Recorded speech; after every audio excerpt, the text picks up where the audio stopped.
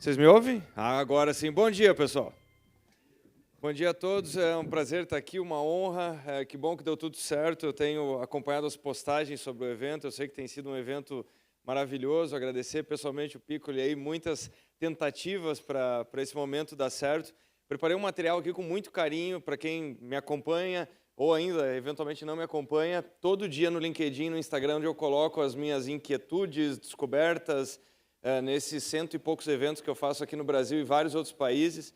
Todos os meses eu participo de feiras relacionadas à tecnologia, até para fazer o que o pessoal estava falando antes, é uma coisa interessante, né? Falar sobre tecnologia e sobre inovação, eu sempre falo que é uma espécie de esporte radical, né? Se você não estiver em forma, você vai se machucar. Então, é como praticar os X Games ou alguma modalidade extrema. Então, é curioso colocar isso em perspectiva, que alguns anos atrás, eu ia, para poder falar sobre isso, né, eu ia me capacitar a cada 4 meses, a cada 5 meses. Hoje, meu horizonte está em alguma coisa como 3 semanas e meia. Então, é absolutamente volátil, é uma coisa super interessante. Mas, enfim, principalmente no LinkedIn, no Instagram, onde eu compartilho tudo que eu estou descobrindo. Bom, vamos lá. Por alguma razão, meu material saiu. Acho que o pessoal está colocando de volta lá. Mas não tem problema, eu vou... Ah, maravilha, obrigado, pessoal. Então, dito isso, é o seguinte, primeira coisa que eu sempre preciso falar quando o assunto é tecnologia e inovação eu não venho aqui para assustar ninguém, tá? Então, eu sei que quando tem isso na pauta, né, especialmente com tudo que está acontecendo com inteligência artificial que eu vou endereçar, as pessoas já entram um pouco no modo defesa, assim. Tem muitos eventos que eu vou e daí, logo antes de entrar, tem alguém que pergunta: ah, e a minha profissão tem algum futuro? E como é que vai ficar isso e tudo mais? Definitivamente não é a minha pegada. Eu acredito que tem determinadas áreas, e a de vocês certamente é uma delas, que elas são áreas eternas, o que não quer dizer que isso traga algum conforto que não precise ser feito muito por isso. Mas por que eu falo que as áreas são eternas, né? Eu lembro de um evento que eu fui fazer na área médica, que eu fui falar sobre inteligência artificial, e aí me perguntaram: então, será o fim dos médicos? Eu falei: veja, o fim dos médicos acontecerá no dia que as pessoas simplesmente não ficarem mais doentes e se tornarem imortais. Como isso não está no horizonte no curto prazo, fique tranquilo que existe uma demanda crescente, inesgotável e infinita. Então, é uma área de atuação que ela é infinita, ela é eterna, até que esses parâmetros aconteçam. E na área de vocês, me parece que, enfim, enquanto não existirem contratos, conflitos, relações e nada a ser mediado, ou seja, enquanto tiver mais de um ser humano na Terra, certamente vai ter espaço para tudo isso. Então, eu não estou aqui para assustar ninguém, não. Eu acho que esses temas de inovação e tecnologia, muitas vezes, eles são tratados de forma muito drástica, e aí as pessoas saem mais paralisadas do que motivadas a fazer alguma coisa. Uma segunda coisa que é o seguinte, se você perguntar para 100 pessoas se inovação é importante, as 100 dirão que sim. Se você pedir para 100 pessoas se elas gostam de inovação, grande parte dirão que sim também. Agora, interessante se você pedir para 100 pessoas o que no final do dia é inovação, você vai ter umas 50 definições diferentes. Então, acho que pacificar isso é uma coisa muito importante. Eu vou falar para vocês o que eu acho que é inovação. Inovação é tentar trazer o máximo possível dos nossos processos e do nosso dia para 17 de outubro de 2024. E esse é um desafio homérico. Por que eu estou falando isso? O nosso dia não se desenrola em 2024. 99% do nosso dia acontece no passado. É uma viagem no tempo, é uma viagem vintage muito estranha. E por que eu estou falando isso? Eu gravei, publiquei essa semana um vídeo falando: se você está nesse lugar e você tem acesso a 5G de alta qualidade, você está em 2024. Se você vai ao lado e tem 4G, você voltou pelo menos uns 10 ou 15 anos. Agora, se você está numa estrada e simplesmente não tem sinal nenhum, não adianta ter IA, não adianta ter o melhor dos aplicativos, o melhor de tudo, você foi parar nos anos 80, então a tua vida foi para o passado.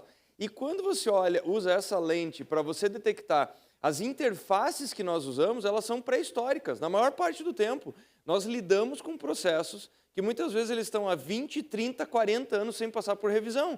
Então, quer dizer, olha tudo o que aconteceu e aquilo lá ficou parado, ficou do mesmo jeito. Então, inovação é olhar tudo isso com muita insatisfação e inquietude, pensando, eu pelo menos tenho esse olhar que é o seguinte: quando eu vejo um processo que não está muito bem ajustado, eu fico pensando, tenho certeza que tem como isso aqui ser melhor, sabe? Eu tenho certeza absoluta, convicção absoluta que isso aqui podia ser melhor. Então, tentar trazer para o presente já é um desafio gigante. Por isso que as pessoas, muitas vezes, elas ficam caçando num exercício eterno. O que vai acontecer daqui a 5 anos, daqui a 10, daqui a 15? Quando eu vejo isso, eu acho interessante, eu acho que é um aspecto intelectual importante, mas também fica um pouco a sensação de que você busca essas super tendências de 15 anos, mas tomara que isso venha acompanhado de já ter resolvido tudo pelo menos até 24, entendeu? E normalmente não é o caso. Então, tem muitas organizações que elas ficam elucubrando sobre o mundo de 2050, logo que termina o evento, elas voltam para os anos 70. Então, essa viagem no tempo é super importante.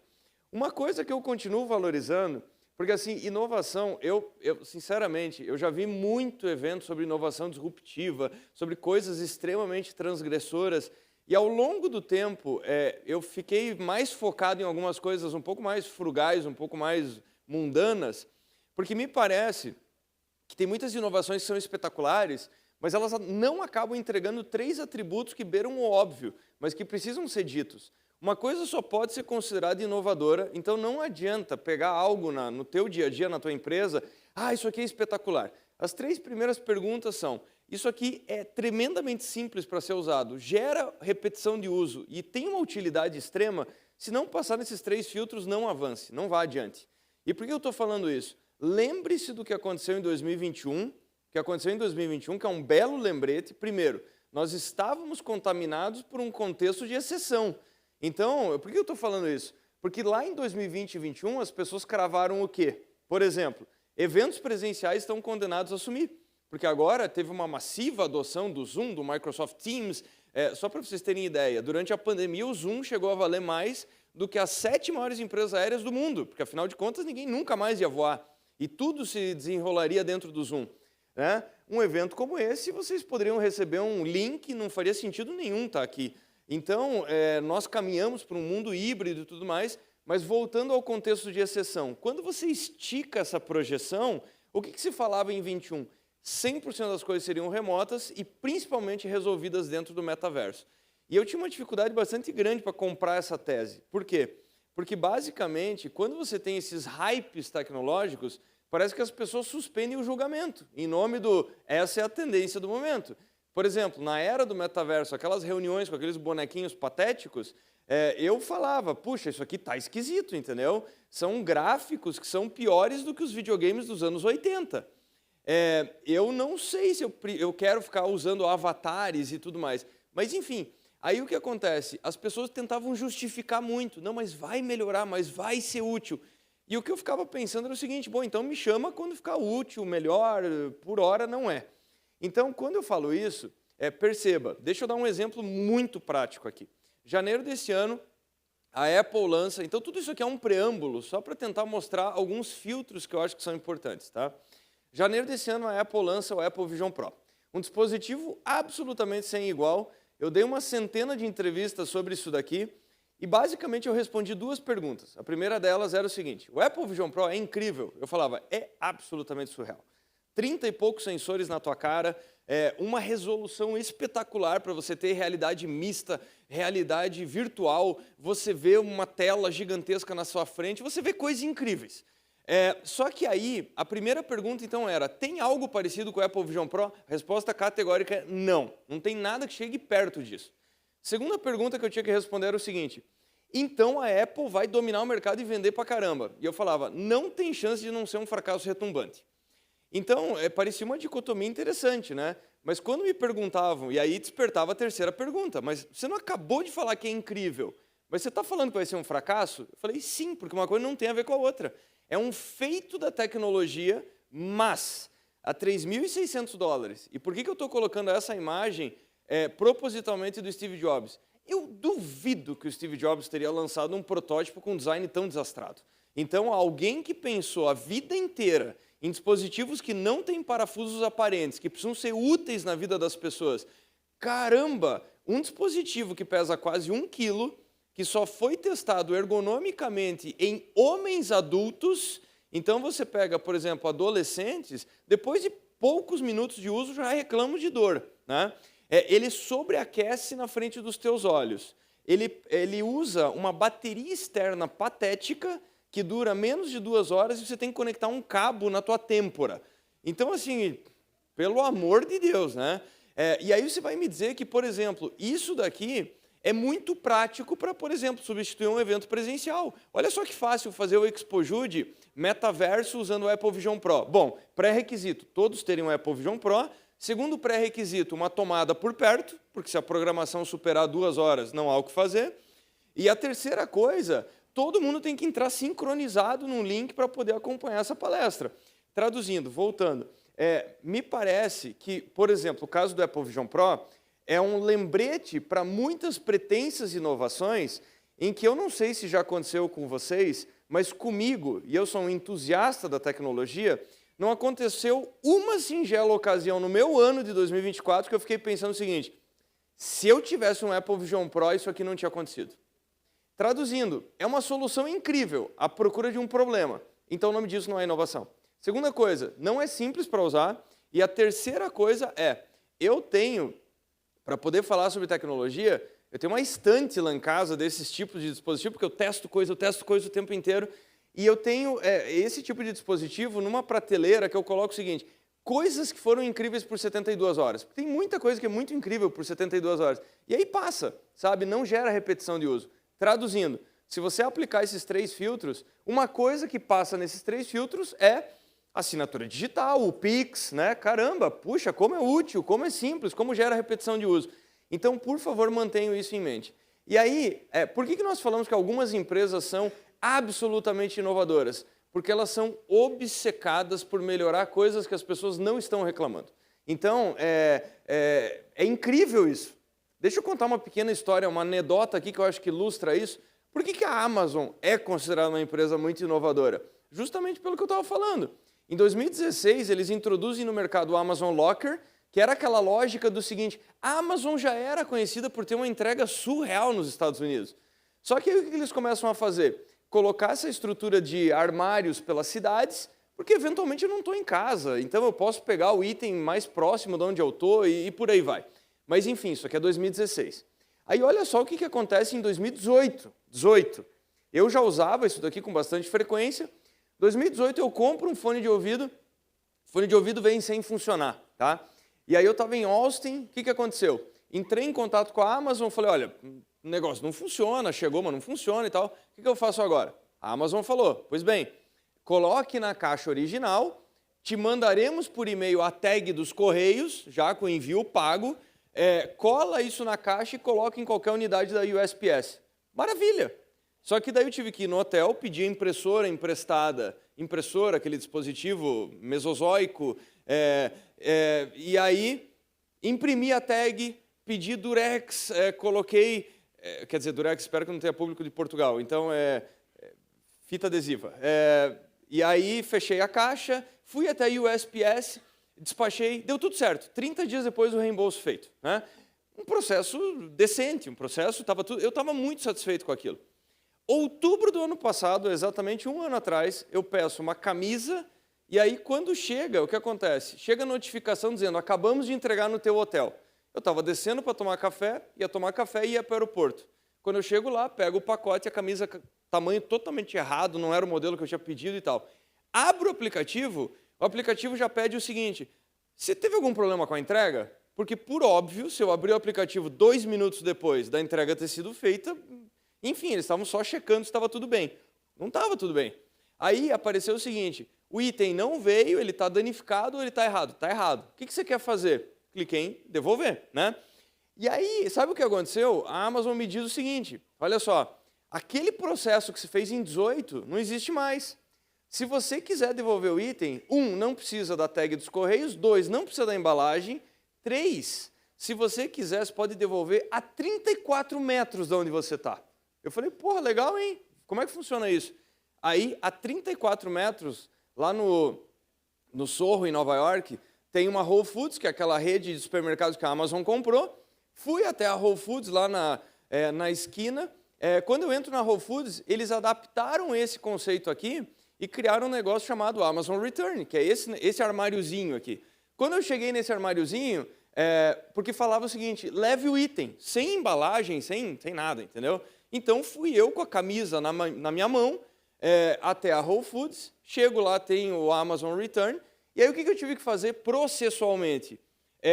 aproximar o meu celular com o aplicativo da Amazon aberto, aí apareceu o seguinte, abra a gaveta, abri a gaveta. Aí apareceu o seguinte, jogue a camisa dentro, joguei a camisa dentro.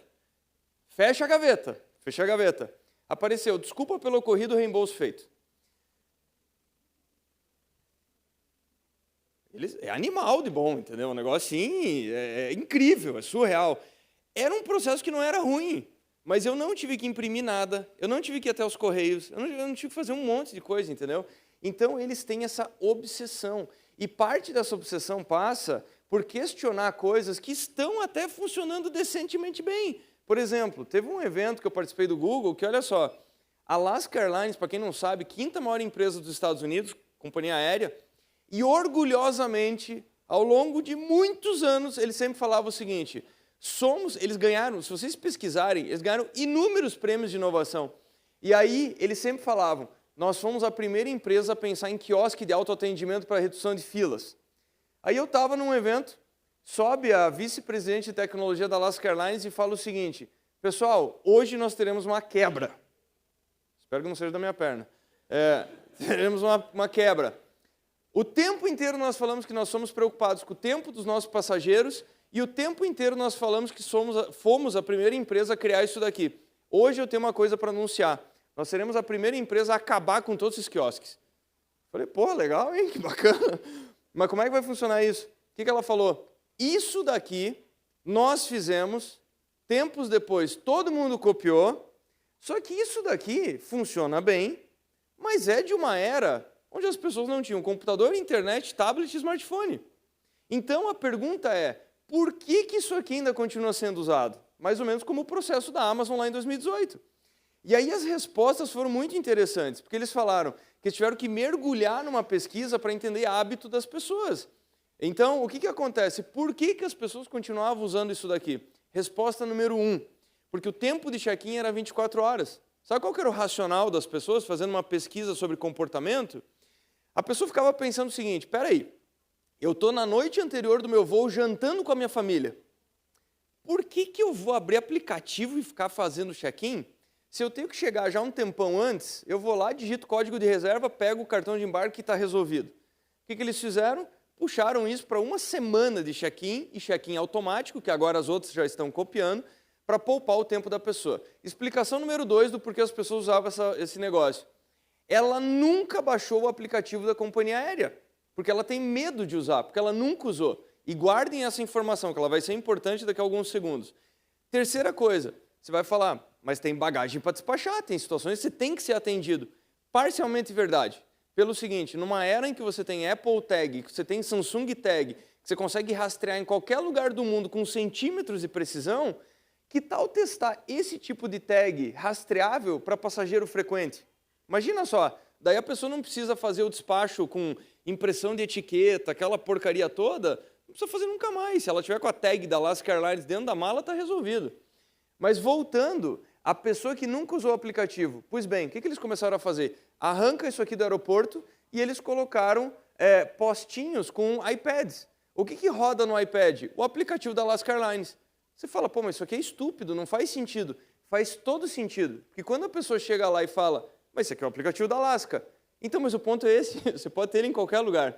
Só que a hora que ela usa uma vez, ela fala, aprendi a usar. Então, ela quebrou a barreira comportamental de uso. E aí, quando você usa esses conceitos, que eu acho que era super importante fazer esse preâmbulo, e traz isso para a era da IA, aí as coisas ficam bem interessantes. Pelo seguinte, na IA, a IA, deixa eu fazer algumas considerações que eu acho que são importantes. A primeira delas, ela te obedece cegamente, o que é fantástico e um perigo absurdo. Por exemplo, eu fui lá e pedi, eu quero uma imagem do Galileu Galilei usando um smartphone. Ela te entrega em 10 segundos.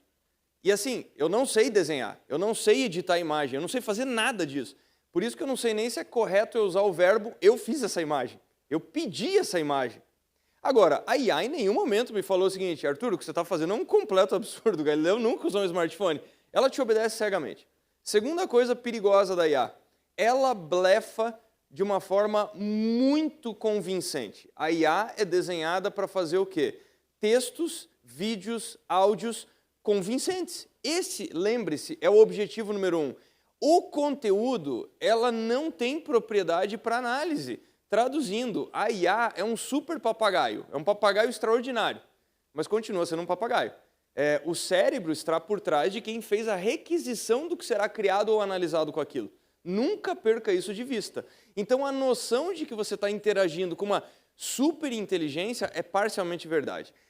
Uma outra coisa importante é entender impactos práticos. Então, por exemplo, estimativa da McKinsey é que nós temos um potencial, só para vocês terem ideia, setor de tecnologia, 460 bilhões só em produtividade nos próximos 3 anos. Produtividade é o quê? Não estou nem falando de criação de novos produtos, novos serviços, nada. É só fazer as coisas de uma forma um pouco melhor. Pois bem, aonde que isso já está acontecendo? Aliás, uma informação importante. Quem quiser 100% da apresentação, é só mandar mensagem no LinkedIn, depois ou no Instagram eu te mando o arquivo na íntegra, tá? Te mando editável, use na tua empresa, o arquivo tá com vocês. Olha só o que está acontecendo em tecnologia. Em 18 meses, aumentou 55% a produtividade em TI. O que isso quer dizer na prática? Seria o Usain Bolt, ao invés de correr em 9,68, fazer em 5 segundos, em 18 meses. Pô, mas aonde que aconteceu isso daqui? Aconteceu isso daqui dessa forma. Eu não sei desenhar. Agora, imagina que se eu não sei desenhar, eu teria que aprender a desenhar. Ou eu teria que fazer o quê? Mandar uma mensagem para um designer e falar o seguinte: me faz uma imagem do Galileu usando um smartphone. Em quanto tempo eu tenho essa resposta? Horas, dias. A IA me entrega em 10 segundos. Está entendendo? É mais rápido. E aí, o que começou a acontecer com o coding, que é desenvolvimento de software? Antes, um desenvolvedor precisava fazer 1000 linhas de código. Agora, o que ele faz? Ele fala o seguinte: ele descreve o código que ele precisa. Então, isso está acontecendo com todas as áreas e é um lembrete importante para o Brasil. Por quê? Porque se o maior benefício da IA é produtividade, o nosso maior gargalo é produtividade. Traduzindo, a IA é a maior oportunidade para o Brasil e, ao mesmo tempo, sua maior ameaça. Por quê? Porque é a nossa maior fraqueza. Então, perceba que quando você pega esse índice, que ele considera o par level de produtividade, o que isso quer dizer? Um país extremamente produtivo como Estados Unidos, você tem como linha de referência. E aí, quando você pega caso como a China ela tem reduzido de 80 até 2011 a uma taxa de 3,5% a distância para os Estados Unidos. Traduzindo, os Estados Unidos crescem em produtividade todo ano. Só que a China cresce o que os Estados Unidos crescem em produtividade e mais 3,5%. Se você pega o caso do Brasil, a distância a cada ano aumenta. Traduzindo, nós somos mais produtivos em relação a nós mesmos, mas a níveis internacionais estamos a cada ano mais distantes. Impacto direto disso: países como Coreia do Sul, que conseguiram alavancar a produtividade, têm hoje uma renda per capita que é N vezes maior do que a nossa. Por quê? Porque o que eles fazem vale mais. Honrosa exceção, única honrosa exceção, um segmento no Brasil chamado agronegócio, que tem produtividade composta a taxas entre 3,5% e 5% ao ano. Mas, enfim, dito isso, nós estamos vendo coisas. Essa empresa valia 6 bi em 2006, ela vai para casa de 3,2 tri. E aí, para poder comparar, para ter uma outra magnitude, o PIB do Brasil é 2,2. Então, a NVIDIA hoje, em market cap, é 1,5 vezes o PIB do Brasil. O PIB do Brasil. E aí, algumas das explicações. Será que IA é hype ou é tendência? A diferença é que hype, como o metaverso, você tem que ficar explicando muito.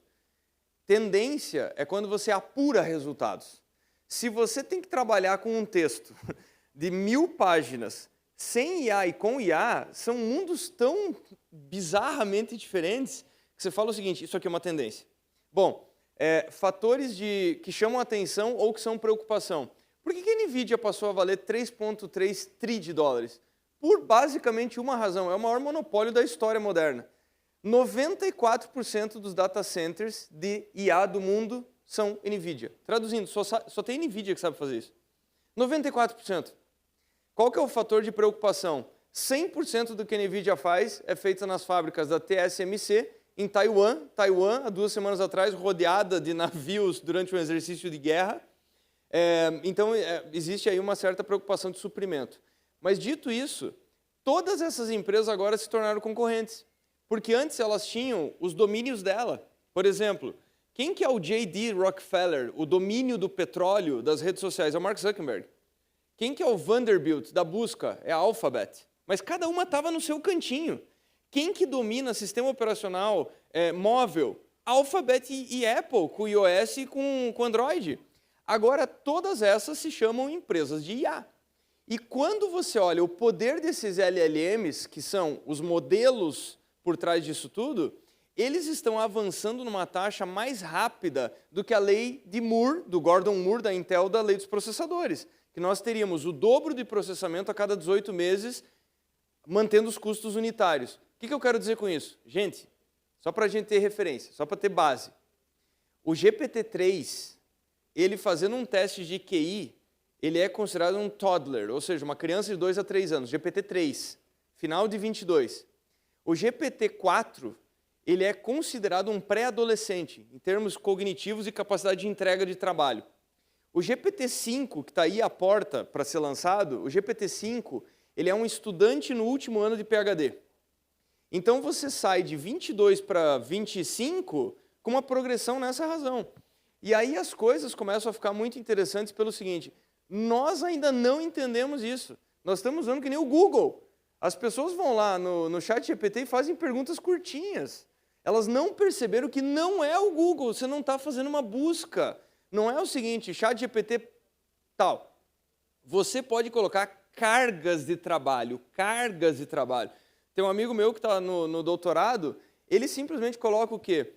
Uma demanda dentro de outra demanda, dentro de outra demanda, ele tem a resposta 24 horas depois. Ele falou o seguinte, que ele fez uma estimativa, ele teria que ter um time de 20 programadores que responderiam um mês depois aquela demanda que ele tem respondida. Mas, ou seja, ele coloca tarefas muito pesadas lá dentro. E quando eu digo isso, é uma lógica de boneca russa ou boneca polonesa, como você preferir. Quando você começa a encapsular uma tarefa dentro da outra, aí que as coisas ficam legais. Deixa eu dar um exemplo muito simplório aqui, mas eu acho que ajuda a entender o que eu quero dizer. Não são perguntas individuais ou pequenas. Isso daqui eu vi em Portugal e me chamou muita atenção. Eu fui num evento de tecnologia e lá tinha um food truck chamado AI Chile, o Chile da inteligência artificial. Aí eu cheguei lá e o empreendedor, ele colocou todo o plano de negócio que ele fez junto com a IA. Então, olha só que legal, para um food truck. Quando eu cheguei lá, daí eu fui conversar com ele, né? Eu falei, mas como assim? Ele falou, primeira pergunta que eu fiz, quero entrar no mercado de alimentação, que oportunidade que eu tenho para fazer um lançamento e conseguir alavancar o meu negócio mais rapidamente? A IA deu uma dica. Ela falou o seguinte, olha só, vai ter o Web Summit, que é um evento que tem 85 mil pessoas por dia, e o que eu encontrei as pessoas reclamam de filas e baixa oferta de tipo de comida, o que é fato. Eu vou lá todo ano e isso é uma realidade. Que, aliás, é uma coisa muito esquisita. Evento de inovação que tem fila é a contradição suprema, mas tudo bem. Voltando. E aí ele falou, pô, legal, continuando esse papo. E aí o que eu posso fazer? E a IA começou a sugerir, olha, dadas as nacionalidades dos participantes, pode ter uma convergência com comida mexicana e nas últimas edições tinha pouca oferta de comida mexicana. Aí ele começou a pedir, bacana, quais são as receitas que me ajudam a reduzir fila? E você podia me ajudar a fazer um aplicativo para a pessoa fazer o pedido? Ela pode estar assistindo uma palestra e já está fazendo o pedido e chegar aqui e retirar. E a IA ajuda a pessoa a criar essas interfaces. Por fim, o que aconteceu? Além de ter feito as receitas e ajudado ele a fazer o plano de negócio, tudo isso que eu estou falando, ele plotou aqui do lado. Ele pediu para a IA criar as identidades visuais e o nome do food truck. Então, é uma pessoa trabalhando, de fato, com uma pessoa digitalizada, entendeu? É uma conversa, não é uma requisição de Google. E quando você começa a olhar isso, por exemplo, quantos aqui já usaram o Ray-Ban Meta? Não? Usem, testem. Se vocês conhecerem alguém, devia ter trazido o meu. Gente, isso daqui, só para vocês terem ideia do que eu estou falando. Esse óculos aqui, ele tem o peso de um Ray-Ban, só que é da Meta. Então, por exemplo, aqui no cantinho na frente, ele tem uma câmera de 12 megapixels. Ele tem uma caixinha de som que está logo acima da tua orelha. O som é bom pra caramba. Só que ele está conectado no teu celular e o teu celular no LLM da Meta, na IA da Meta. Exemplo do que eu estou falando de aceleração das coisas. Eu fiz um teste algumas semanas atrás, eu comprei ele, e aí eu estava num restaurante e falei, vamos ver se a IA está funcionando razoavelmente bem? Eu falei, IA, eu quero que você seja o meu sommelier. E ela falou, tá bom, como é que eu posso te ajudar? Chegou o meu prato, eu peguei e olhei para o prato e falei, IA, esse é meu prato, essa é a carta de vinho, qual a sua recomendação? E ela foi me descrevendo a harmonização daquele vinho com aquele prato, o que fazia mais sentido, etc, etc, etc. Instantaneamente eu tenho um sommelier na minha frente, entendeu? Mas ao mesmo tempo eu posso ter conhecimento agronômico, eu posso ter conhecimento jurídico, eu posso ter, enfim, eu não sei. Mas é muito interessante esse uso muito descomplicado. E aí, o que eu queria contar para vocês, que talvez a coisa mais importante que vocês precisam entender, é que é o seguinte, nós estamos na era dos agentes, não agentes secretos, mas 2024, se vocês forem levar uma coisa dessa palestra, vocês vão lembrar do que eu estou falando aqui daqui a algum tempo. Nós estamos cruzando uma linha, que é a linha do teste do Alan Turing. O que o Alan Turing propunha como identificação de um sistema inteligente? É a hora que uma pessoa está conversando com uma tecnologia e ela simplesmente não consegue distinguir se aquilo é tecnologia ou se é um ser humano. Muito bem. Posto isso, nós estamos entrando numa era que me lembra um cartoon lá de 93, quando surgiram... A internet chega no Brasil entre 96 e 97, nos Estados Unidos em 92, 93. Começaram a surgir aquelas salas de bate-papo, lembra? E aí as pessoas criavam um nickname e entravam na sala de bate-papo. Tem um cartunista muito espirituoso, que é o Paul Steiner, ele fez um cartoon ainda em 93 dizendo o seguinte, uma certa provocação com as salas de bate-papo, sem verificação nenhuma, que ele falava o seguinte, né? Tem dois cachorros, daí um chega e fala, o que você está fazendo? Ele falou, eu descobri um negócio fantástico, que é sala de bate-papo, ninguém nunca vai descobrir que nós somos cachorros, né? Então, nós estamos entrando nessa era do cachorro para sistemas de IA. Pega, por exemplo, eu postei isso algumas semanas atrás, isso aqui é o metrô de Moscou. Metrô de Moscou. O que eles fizeram? Eles foram colocar IA para atender as pessoas, só que ao invés de colocar uma interface, sei lá, tipo um totem do McDonald's ou uma interface diferentona, sabe o que eles fizeram? Eles tiveram a brilhante ideia. Lembra o problema da Alaska Airlines? Se a interface for muito diferente, a pessoa não usa? O que eles fizeram? Eles foram muito inteligentes. Eles basicamente mantiveram a mesmíssima janela do metrô e colocaram uma IA exatamente do jeito que a pessoa atendia. E eu quero que vocês prestem atenção no vídeo, numa coisa muito importante, que é o seguinte. Aonde a pessoa conversava com o atendente e aonde ela colocava a mão naquela gavetinha para pegar o ticket, é onde eles colocaram a impressorinha. Então, vocês vão ver duas crianças que elas chegam, conversam com aquela senhora, que é uma IA, pedem o ticket e elas pegam como elas sempre fizeram. Não tem curva de aprendizado. Dá uma olhada nisso aqui.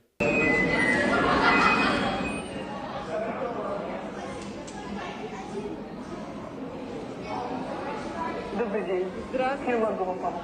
Билетик мне, пожалуйста. Оплата будет картой? Оплата картой. Прикладывайте. У меня туз бубновый пойдет? Оплата прошла успешно. Ага. Оплата прошла успешно. Она мне сейчас еще билеты даст, глянь. Olá. Хорошего вам дня. Ай, что-то ничего не выходит. Хотя реально она как будто мне дала билеты. Добрый день. Чем могу?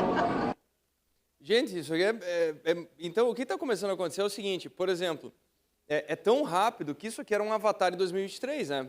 Hoje, com o olhar... Eu lembro que em janeiro de 23 eu mostrei isso aqui no evento, as pessoas... Uau! Hoje é patético, né? Quando você olha a evolução 23 para 24, por exemplo, esse vídeo aqui, eu nunca gravei. Eu nunca estive nessa situação. Isso aqui, eu nunca fiz isso, tá entendendo? E aí, é razoavelmente incrível. Acho que vocês concordam comigo. Só que o legal é que isso daqui não é só fazer vídeo em outro idioma. Você pega uma ferramenta como o HeyGen, que é uma ferramenta super fácil de usar. Olha só que legal. Ele tem um GPT conectado nele. Então, o que acontece? Eu consigo subir bases Quais bases? Eu consigo subir todas as entrevistas que eu dou, todos os podcasts que eu dou entrevista, todos os meus áudios. Eu consigo pegar o áudio dessa palestra e colocar lá e falar o seguinte: Hey Jen, é isso que eu falo. E foi exatamente isso que eu fiz.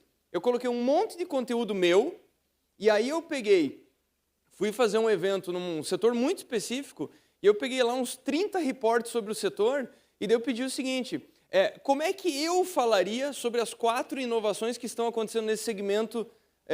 Ele foi lá, leu, sei lá, milhões de páginas, criou o vídeo. E quando eu assisti o vídeo, olha só, eu achei que o tom não estava exatamente do jeito que eu falaria. Só que, na verdade, eu não tinha me dado conta que fazia sentido, sabe por quê? Porque a cada frase eu tinha aqui um dosador de empolgação ao falar. Até isso tinha. Eu tinha como calibrar o meu humor naquele dia. Caramba, quem dera que eu tivesse isso na vida real, sabe? Tivesse um dial de humor, mas enfim, aqui eu tenho. E aí você fala, tá, mas e qual é a graça disso? Pois bem, coisas interessantíssimas e coisas perigosas. Não sei se vocês já ouviram falar de uma plataforma chamada Expression Camera. O que esse pessoal fez? Eles criaram uma câmera em que você tem uma câmera no Zoom, no Microsoft Teams, no Skype, seja lá o que for, só que o que eu conecto nessa câmera? Eu conecto isso aqui. Então, por exemplo, só para vocês terem ideia, eu consigo entrar numa chamada do Zoom, só que, na verdade, não é um avatar meu, só um boneco se mexendo. Ele puxou toda a minha base de dados, entendeu? E aí, só para vocês terem ideia do como é que é a propaganda do Expression Camera, eles colocam o seguinte: isso aqui é genial. Participe de reuniões e vá fazer algo útil. Genial! Sério, eles poderiam cobrar o que eles quisessem por isso aqui. E aí você começa a ver algumas coisas, né? Vocês devem ter visto isso. O que aconteceu com essa empresa? O que aconteceu foi, a empresa chamou uma reunião com a instituição financeira. Quem participou? O CFO. O CFO participou de uma reunião por longos e longos minutos, e aí foi feito um Pix, era uma empresa lá de Hong Kong. O CFO teve uma desenvoltura, como sempre teve nas reuniões anteriores, só tem um detalhe, não era o CFO, era algo muito parecido com isso daqui, tá entendendo? E aí o que aconteceu? Foi efetivada uma transferência de 25 milhões de dólares, porque simplesmente a instituição financeira não conseguiu detectar. Aí você olha o que aconteceu com a coitada da prefeita de Berlim. A prefeita de Berlim teve uma reunião de 18 minutos com o prefeito de Kiev. Não era o prefeito de Kiev. Não eram golpistas. Depois de 18 minutos que o serviço secreto, ou sei lá quem estava com ela, falou: prefeita, essa conversa está esquisita. Mas a IA começou a errar depois de 18 minutos. E antes disso, todo mundo jurando que era uma videoconferência com o prefeito de Kiev. Então, esses problemas eles vão se agravar. E aí, na reta final, eu só queria tocar em alguns pontos, traduzindo. IA é o que é inevitável. Uma pessoa usando bem IA competindo com uma que não usa, a disputa não é nenhuma disputa, é uma surra. Só que aí, eu queria chamar a atenção para alguns aspectos, que é o seguinte: primeiro, a nossa vida já é toda IA. O restaurante que nós vamos é sugestão de algoritmo. O filme que nós assistimos é sugestão de algoritmo. Eu postei esses dias lá sobre como é que as pessoas se conhecem. 60 e poucos % dos casais se conhecem por algoritmo. Tudo é algoritmo. E aí, isso tem levado a uma profusão de informação sem igual, que é uma coisa super positiva, só que esse excesso de profusão está encontrando um cérebro que não teve upgrade de hardware, é o mesmo, há muito tempo, não tem previsão de aumento de memória, processamento, é o que é. Isso tem causado uma certa ansiedade, porque o volume externo é crescente e o hardware é o mesmo com as suas limitações.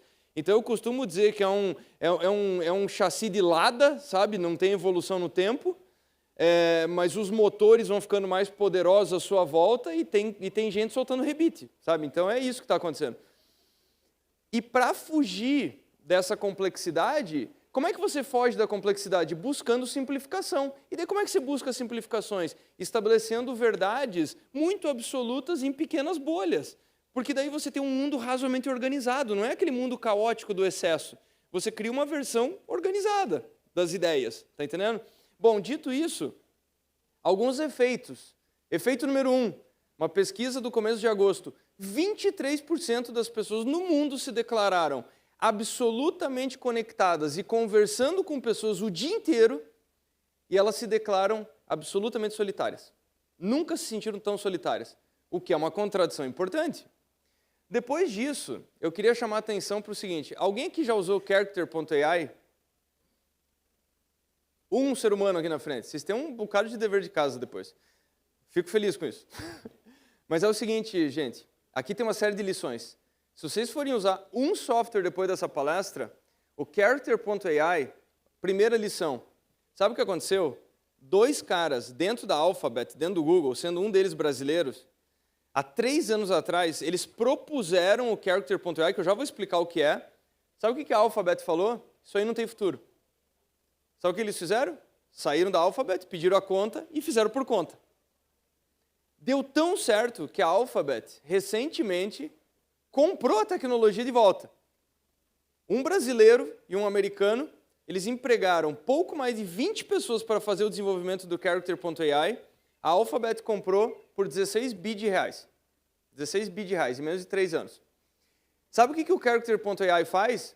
Ele faz aquilo que eu estava falando para vocês, que é a criação de agentes. Agentes, leia-se pessoas. Você consegue criar pessoas digitais. Pois bem, o que acontece com isso? Por exemplo, se você gosta de física, eles conseguiram subir tudo que você tem de referências, por exemplo, do Albert Einstein, mas você deve estar falando, pô, Arthur, mas eu já vi isso em chat. Não é o que você está pensando. Não é chat, não é chatbot. Você consegue fazer, inclusive, chamadas por áudio, e elas são assustadoramente realistas. Então, por exemplo, se você tem algum interesse em física, você pode trocar uma ideia. Você pode ligar para o Steve Jobs para falar sobre o teu plano de negócio, para trocar uma ideia e tudo mais. Pois bem, quais são os efeitos práticos disso? Os efeitos práticos disso, um deles, se eu tivesse uma escola de inglês, eu estaria razoavelmente preocupado. Por quê? Sabe o que eu fiz para testar? Eu li que crianças e adolescentes estão usando isso daqui efusivamente e a razão é muito fácil de entender.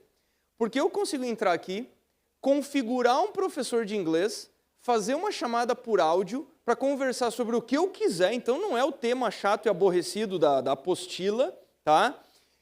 E aí eu não tenho escrutínio social de alguém me punindo e me corrigindo em público ou numa sala de aula. O que acontece? Só para vocês terem ideia, sabe qual o teste que eu fiz? Eu abri uma conversa lá com o Language Liaison, sei lá o que é isso aqui, abri uma chamada de áudio e falei, professor, eu quero conversar sobre tênis, por quê? Porque eu gosto de tênis, então não quero ficar pegando um método falando sobre sei lá o quê. Mas olha só, vai ser um bate-papo, e toda vez que eu cometer um erro gramatical, você me corrige. Só que daí você me explica o que eu cometi de erro naquele momento. Porque aí eu vou conversando sobre um assunto que eu gosto e vou melhorando meu idioma. Os adolescentes estão usando isso aqui absurdamente. E faz todo sentido. Só que aí você começa a ver outras coisas. Por exemplo, só uma pessoa aqui na frente usou o Character.ai. Queridos, abram o Character.ai e uma das habilidades que tem lá tem o quê? Advogados do setor jurídico. Então, por exemplo, eu entrei lá e daí tem lá o senhor advogado arroba sei lá das quantas. Quando eu entrei lá,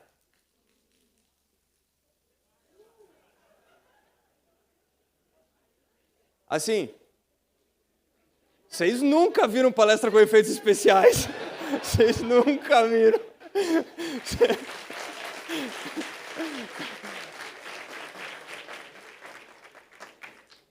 Deixa eu tentar de novo.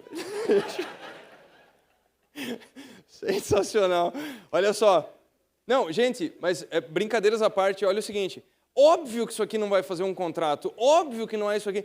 Mas sei lá, vamos ver se as pessoas estão usando para, sei lá, tirar dúvidas e tudo mais. Eu abri uma conversa e ele já falou, oi, como está? Estou aqui para resolver o seu caso. O que aconteceu? E não sei o que tal. Bom, resumo. Eu abri, cliquei ali.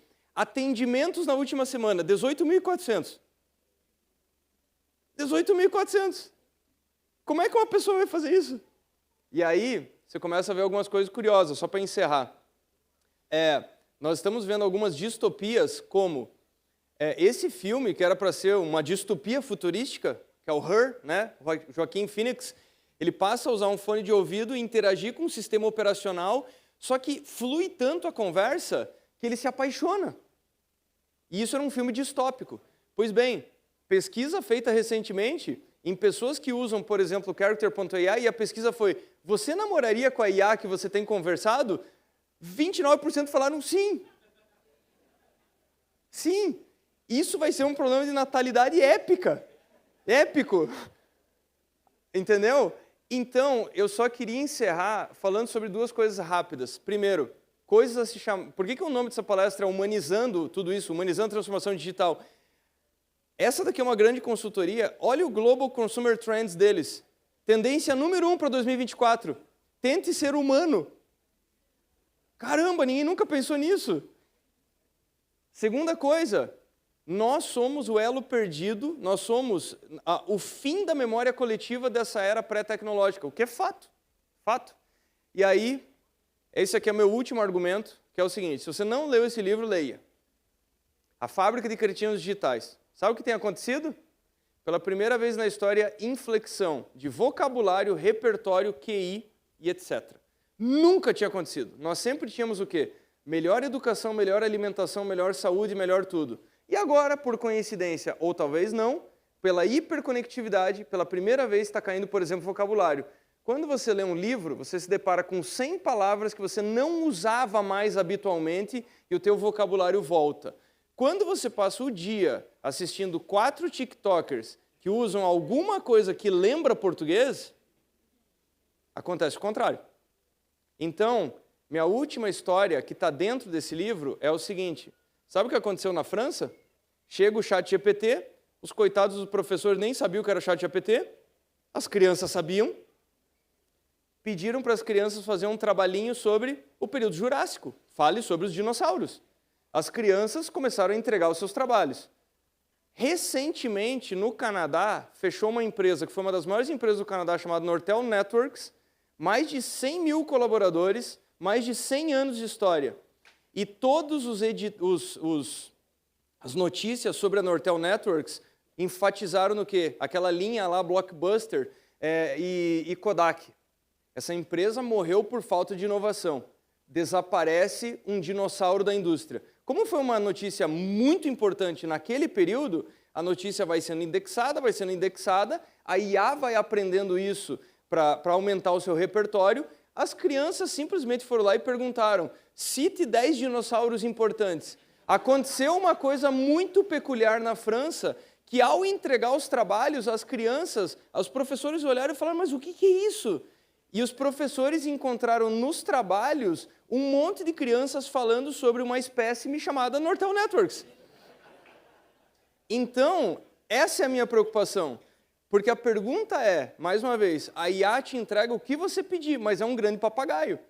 A minha dúvida é que se eu for conversar com essas crianças lá na França, sabe o que pode acontecer? Elas vão falar o seguinte: não temos evidências dos dinossauros. Você tem alguma evidência de que essa empresa existiu? Quem disse que essa imagem não foi gerada por IA? Quem disse que essa história que você está me contando, que existiu uma empresa anos atrás, quem disse que isso aqui não foi criado por um roteiro de IA? Então, nós começamos a entrar num relativismo de que não existem mais fatos, não existem mais críticas, e aí, para entender o futuro e o presente, e para encerrar minha palestra, nada mais providencial do que a trilogia distópica inglesa, começando por 1984. Nós estamos mergulhados nesse livro, mergulhados nessa realidade. Então fica aqui mais uma sugestão. Como eu falei, para quem quiser o material, é só mandar uma mensagem no Instagram e no LinkedIn. Mais uma vez, uma honra estar aqui, e agora eu tenho que correr para um evento em São Paulo. Obrigado.